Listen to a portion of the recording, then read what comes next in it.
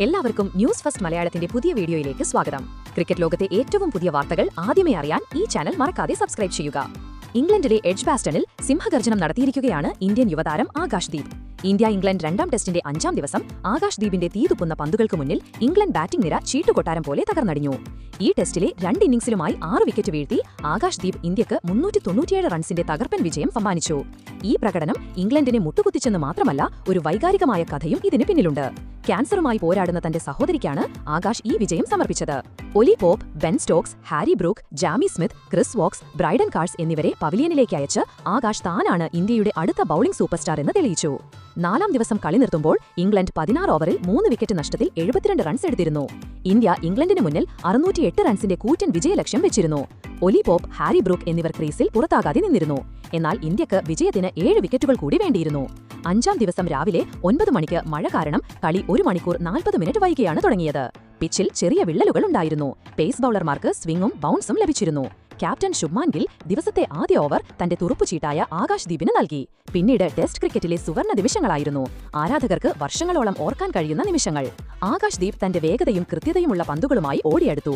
അദ്ദേഹത്തിന്റെ പന്തുകൾക്ക് 140-145 കിലോമീറ്റർ/മണിക്കൂറിനിടയിൽ വേഗതയുണ്ടായിരുന്നു. ബാറ്റ്സ്മാൻമാർക്ക് ചിന്തിക്കാൻ പോലും അവസരം നൽകാത്ത പന്തുകൾ. ആദ്യ പന്ത് ഒലി പോപ്പിന്. ഓഫ് സ്റ്റംപിന് പുറത്ത് ആകാശ് ദീപ് ഒരു ഫുൾ ലെങ്ത് ഡെലിവറി എറിഞ്ഞു. അത് നേരിയ തോതിൽ ഇൻസ്വിംഗ് ചെയ്തു. പോപ്പ് ഡ്രൈവ് ചെയ്യാൻ ശ്രമിച്ചെങ്കിലും പന്ത് ബാറ്റിൽ തട്ടാതെ മിഡിൽ സ്റ്റംപ് തെറിപ്പിച്ചു. 50 പന്തിൽ 24 റൺസ് എടുത്ത പോപ്പ് പവലിയനിലേക്ക് മടങ്ങി. ഇംഗ്ലണ്ട് 4 വിക്കറ്റ് നഷ്ടത്തിൽ 80 റൺസ് എന്ന നിലയിലായി. സ്റ്റേഡിയത്തിൽ ഇന്ത്യൻ ആരാധകരുടെ ആർപ്പുവിളി വാനോളം ഉയർന്നു. ആകാശ് ദീപ് വിരലുയർത്തി ആൾക്കൂട്ടത്തെ കൂടുതൽ ആവേശത്തിലാക്കി. ആദ്യ പ്രഹരം ഇന്ത്യ മത്സരം തങ്ങളുടെ വരുതിയിലാക്കി. ഇനി ക്രീസിലെത്തിയത് ഇംഗ്ലണ്ട് ക്യാപ്റ്റൻ ബെൻ സ്റ്റോക്സ് ആണ്, തന്റെ പോരാട്ട വീര്യമുള്ള ബാറ്റിംഗിന് പേരുകേട്ട താരം. എന്നാൽ ആകാശ് ദീപ് മറ്റൊരു മൂഡിലായിരുന്നു. അദ്ദേഹം ഒരു ഷോർട്ട് ഓഫ് ലെങ്ത് ഡെലിവറി എറിഞ്ഞു. അതിന് അതിശയകരമായ ബൗൺസ് ഉണ്ടായിരുന്നു. പന്ത് ഓഫ് സ്റ്റംപിന് പുറത്തുകുത്തി. സ്റ്റോക്സ് പ്രതിരോധിക്കാൻ ശ്രമിച്ചു. എന്നാൽ പന്ത് ബാറ്റിന്റെ പുറമറ്റത്ത് തട്ടി. സ്ലിപ്പിൽ യശസ്വി ജയ്സ്വാൾ മികച്ചൊരു ക്യാച്ച് നേടി. 73 പന്തിൽ 33 റൺസ് എടുത്ത സ്റ്റോക്സ് പുറത്ത്. ഇംഗ്ലണ്ട് 5 വിക്കറ്റ് നഷ്ടത്തിൽ 152 റൺസ് എന്ന നിലയിലായി. ഇന്ത്യൻ ക്യാമ്പിൽ ആവേശം അലതല്ലി. ആകാശ് ദീപിന്റെ ആത്മവിശ്വാസം ഉച്ചസ്ഥായിലായി. 2ാമത്തെ വിക്കറ്റ് വീണതോടെ ഇംഗ്ലണ്ട് സമ്മർദ്ദത്തിലായി. അടുത്ത പന്തിൽ ക്രീസിൽ ഹാരി ബ്രൂക്ക്. ആദ്യ ഇന്നിംഗ്സിൽ 158 റൺസ് നേടിയ താരം. ആകാശ് ദീപ് ഒരു മാരകമായ യോർക്കർ എറിഞ്ഞു. അത് മിഡിൽ ലെഗ് സ്റ്റംപുകൾ ലക്ഷ്യമിട്ട് അതിവേഗം പാഞ്ഞെത്തി. ബ്രൂക്ക് പന്തിനെ തടുക്കാൻ ശ്രമിച്ചെങ്കിലും പന്ത് അദ്ദേഹത്തിന്റെ കാലുകൾക്കിടയിലൂടെ സ്റ്റംപ് തെറിപ്പിച്ചു. 31 പന്തിൽ 23 റൺസ് എടുത്ത ബ്രൂക്ക് പവലിയനിലേക്ക് മടങ്ങി. ഇംഗ്ലണ്ട് 6 വിക്കറ്റ് നഷ്ടത്തിൽ 153 റൺസ് എന്ന നിലയിലായി. സ്റ്റേഡിയത്തിൽ ആകാശ് ദീപ് എന്ന ആരവം മുഴങ്ങി. 3ാമത്തെ വിക്കറ്റ് ഇന്ത്യ വിജയത്തിന് വളരെ അടുത്തായിരുന്നു. ഇനി ക്രീസിലെത്തിയത് ജാമി സ്മിത്ത്. ആദ്യ ഇന്നിംഗ്സിൽ പുറത്താകാതെ 184 റൺസ് നേടിയ താരം. ഈ ഇന്നിംഗ്സിൽ 73 പന്തിൽ അർദ്ധ സെഞ്ചുറി നേടിയിരുന്നു. എന്നാൽ ആകാശ് ദീപിന്റെ പ്രഹരം അവസാനിച്ചിരുന്നില്ല.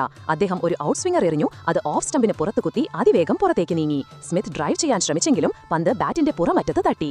ഋഷഭ് പന്ത് വലതുവശത്തേക്ക് ഡൈവ് ചെയ്ത് മികച്ചൊരു ടാച്ച് നേടി. 99 പന്തിൽ 9 ബൗണ്ടറികളും 4 സിക്സറുകളുമായി 88 റൺസ് എടുത്ത സ്മിത്ത് പുറത്ത്.